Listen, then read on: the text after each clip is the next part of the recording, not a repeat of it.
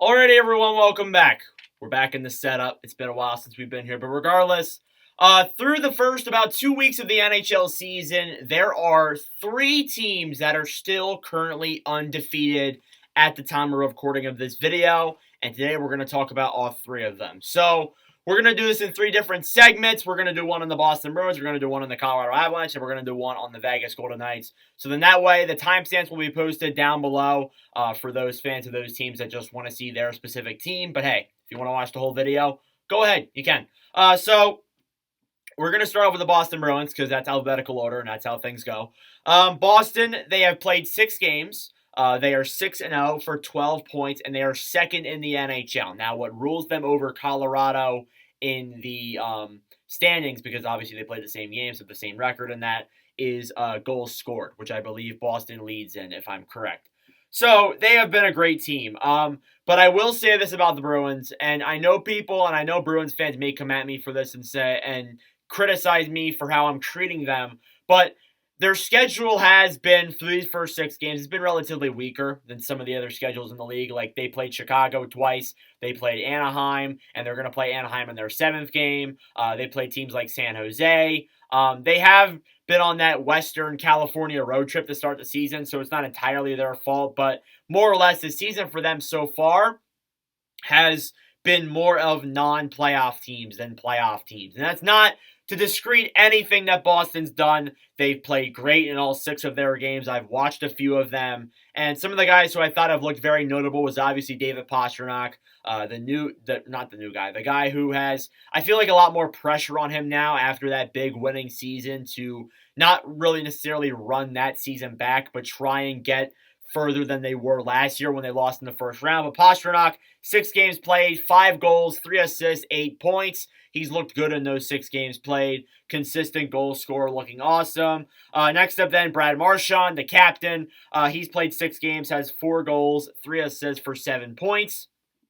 Marchand, again, as the Bruins captain, showing that feistiness. I liked the way he played against Anaheim. I liked how he was physical and very offensive, and he was a guy that I found very entertaining through those first 6 games. Then James Van Riemsdyk, and as a Flyers fan, it kind of makes me happy to see this, but a little bit mad at the same time because why didn't he do it with us? But James Van Riemsdyk, 6 games played, 3 goals, 2 assists, 5 points. Van Riemsdyk has looked very good on the power play as well and has been scoring at a good rate, so I like Van Riemsdyk there too. But I also want to mention Matthew Poitras. Man, that guy's looked good. Like, I mean, it took him a little bit to get there, and through the first five games or so, I was a little bit hesitant. I was like, I don't know, maybe he's going to be able to, can be a consistent player, but it wouldn't be a bad idea either to send him back down to the minors and give him more development time. But hey, he played well in camp. He made the team, played his 9 games, and then everything was good. And that shows that he's going to be a good player. But then he puts up 2 against Anaheim. Basically, is kind of the reason why they won that game, scoring the tying goal and the game-winning goal as well. And, he just overall looked great throughout that entire game. And then against Chicago, too, he also played well. And I think that if he keeps that up, I feel like he will make the roster and will stay past those 9 games played. And now you're wondering, could he compete for a Calder Trophy? That's very possible there for Poitras. And then you got Linus Ullmark there, too. There's other forwards that are mentionable. Like I've seen guys on the defense that have looked good. Like McAvoy's obviously looked great. Lindholm's looked good. Linus Ullmark is 3-0, 1 goal against average. That's crazy. That's his average. And then a .962 save percentage. Although it is 3 games, Ullmark has looked very consistent and very good. Swayman has shared the net there too. I don't have his stats here with me, but he has looked good as well. I also want to mention their upcoming schedule, who the teams they play next. They play Anaheim on Thursday. Obviously, they played Anaheim earlier in the week. That was a 3-1 or 4-1 win, I believe. Then they play Detroit, who has been hot, but they did lose in overtime against Seattle. And then you play Florida as well on Tuesday of that following week. So definitely there is a strong possibility they can win those next 3 games and advance to like 9-0 if I'm correct. But the only game that I'm a little bit worried about is Detroit. And obviously, too, there is that possibility of an upset. But regardless, the Bruins have looked good despite the teams they are playing. Alrighty, Avalanche fans, it's your turn. So the Colorado Avalanche as well have looked very good through these 6 games, and that's a result of why they are undefeated, of course. They have gone 6-0 for 12 points. They are third in the NHL. Again, the only reason why they're not ahead of Boston, even though they played the same games, had the same wins and that, is because of goals for, I believe. So, Avalanche have looked great. I will be honest with you, I have not watched too many Avalanche-related games. I've watched more of the Bruins and the Knights. And that's not because of how, I just don't like watching the Avalanche. It's because that's just how the games have been picked for me. I don't pick the game I watch on certain nights. I let someone else pick for me. But yeah, Colorado, they have had their fair share of teams. They played some good teams. They played some bad teams. It's kind of been a little bit even with them. But overall, they've looked good in all of them. They've looked very consistent, scoring at a high rate, which is what we expected out of Colorado. They're a very good offensive team, and they're built very well defensively. And I said this in my season preview for the Avalanche. I really do think that last year in the playoffs, too, was very unlucky. And even this time last year, too, they started off the year not very good because of the injuries they dealt with when winning that Stanley Cup. And that's the price you have to pay sometimes when you win a Stanley Cup. Your big guys will get hurt. Landeskog's a big example of that. But you don't see that this year. You see a much more energized team, a much more healthy team. Obviously, McKinnon's in the lineup full-time. Manson's in the lineup as well. You got some guys who have come back. You have some newer players like Ross Colton, Jonathan Drouin, Miles Wood, etc. It's a new roster, and they look great. First leading guy is Mikko Rantanen, who is obviously has been a great player. He's been, honestly, I'd say he's been carrying the Avalanche for the past 2 years. He has been awesome. In 6 games played, he has 5 goals, 7 assists for 12 points. So again, Rantanen playing it again, another very high offensive level like he always does. And there was even I remember last year too, there was even some talk about, is Rantanen better than McKinnon?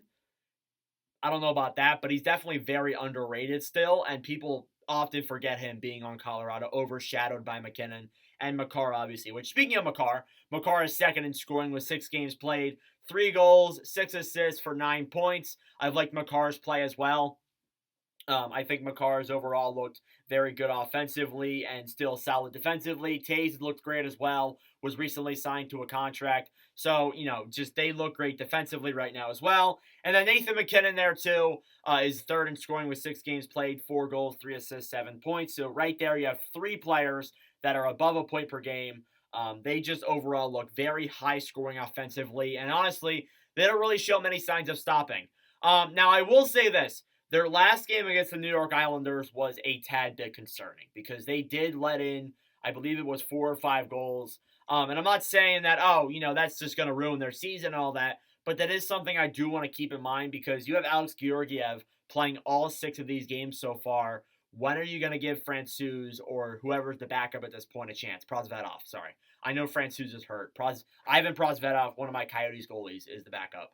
When are you going to give him a chance? And that's what I was wondering, because he let in 4 the other night. Georgiev, do you maybe give him a shot against Pittsburgh in your next game? But Georgiev, 6-0, 1.98 goals against average, and a .930 save percentage. He's looked great.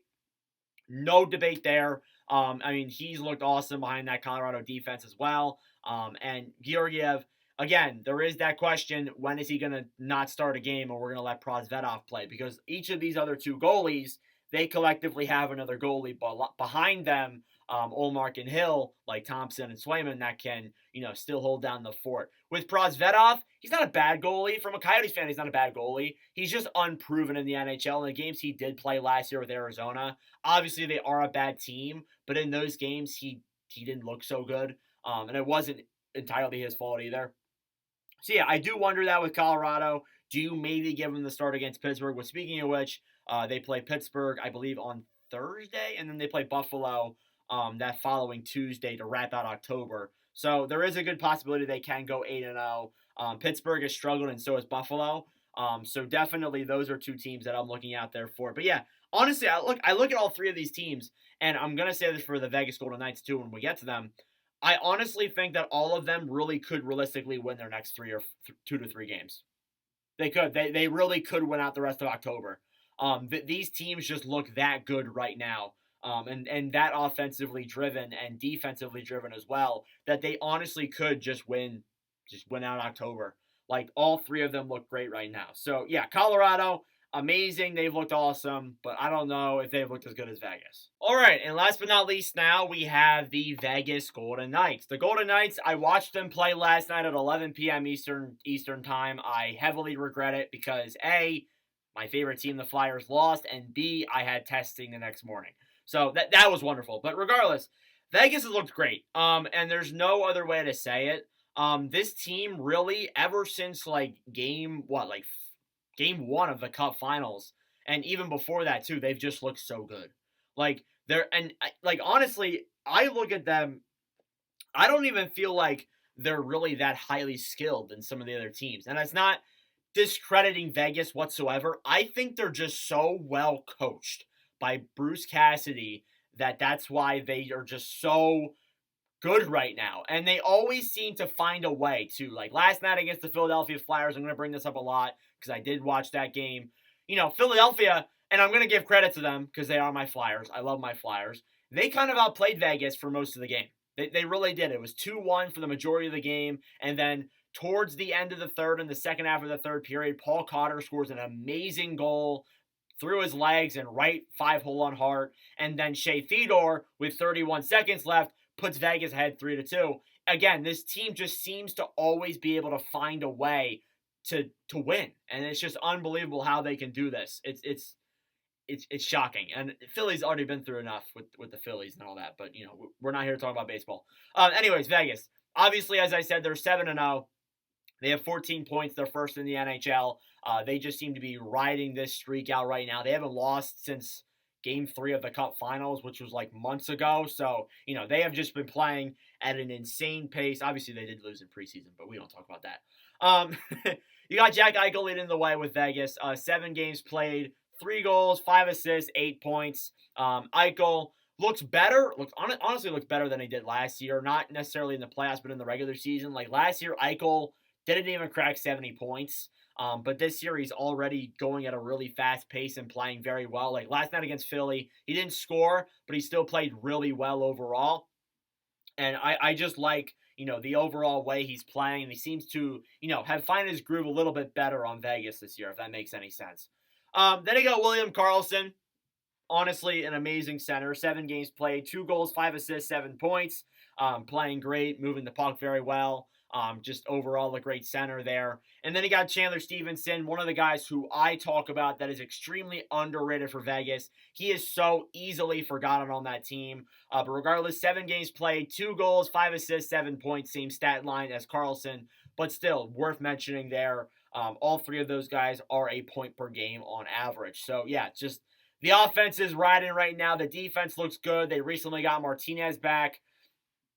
And just, they look so good overall with pretty much the same roster, minus Riley Smith. They still look like that same team we saw last year, and it's basically that same roster.